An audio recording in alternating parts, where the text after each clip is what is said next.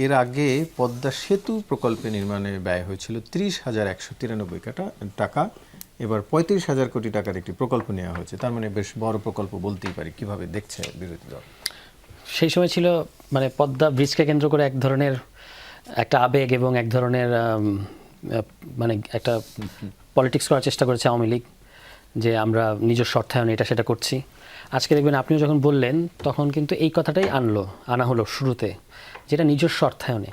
এবং এটাই হচ্ছে মানে বর্তমান সরকার যেটা এনক্যাশ করতে চাইছে, যে আমরা নিজেদের অর্থায়নে করছি, জনগণকে এক ধরনের তুষ্ট করা বা তুষ্ট করতে চাওয়া এখান থেকে।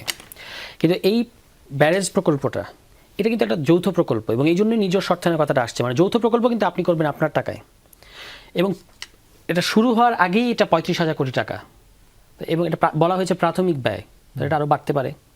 এবং শুষ্ক মৌসুমে যদি ভারত পানি না দেয় তাহলে এই ব্যারেজের ভবিষ্যৎটা কী দাঁড়াবে?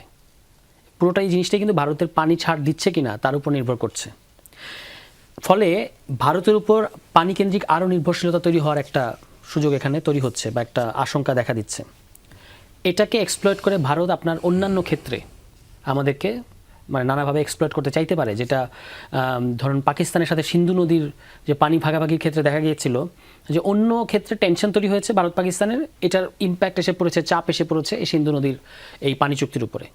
ফলে পুরো জিনিসটি আপনি আরেক দেশের উপর নির্ভরশীল হয়ে এত বড় চুক্তি, এত বড় অর্থায়নের মেগা প্রকল্প, এই বিএনপি সরকারের প্রথম মেগা প্রকল্প, এটা নেওয়ার আগে আমি রতন ভাইয়ের সাথে একমত, আরও অনেক চিন্তা ভাবনা করা দরকার ছিল, আরও অনেক কনসাল্ট করার ব্যাপার দরকার ছিল স্টেক হোল্ডারদের সাথে, এবং এইসব বিষয়ে যারা দুই দেশেরই বিজেপি সরকার বা ভারত রাষ্ট্রের সরকারে যারা থাকে তাদের এই যে পানি নীতির সাথে তো ওখানকার অনেক সিভিল সোসাইটি এবং পানি বিশেষজ্ঞরা একমত না, তাদেরকে নিয়ে আমরা এটা করতে পারতাম, কিংবা আন্তর্জাতিক অনেক পানি বিশেষজ্ঞকে আনা যেত এখানে।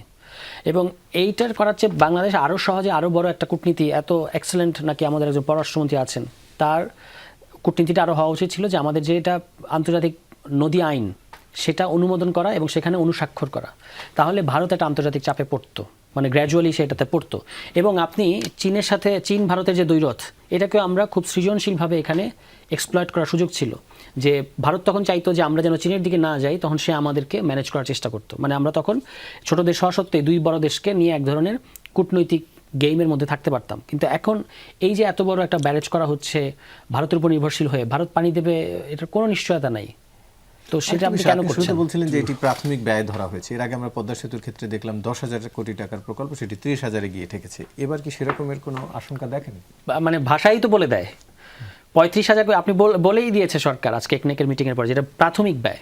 এবং এটা প্রকল্প শুরু হওয়ার পরে ডেফিনেটলি এটা বাড়বে। এটা ১০,০০০ যেহেতু ৩০,০০০ কোটি টাকাতে গেছিল, এটা ৩৫,০০০ কোটি, আল্লাহ যদি চায় তো আমাদের এটা ৯০,০০০ কোটি টাকা চলে যেতে পারে, বলা যায় না।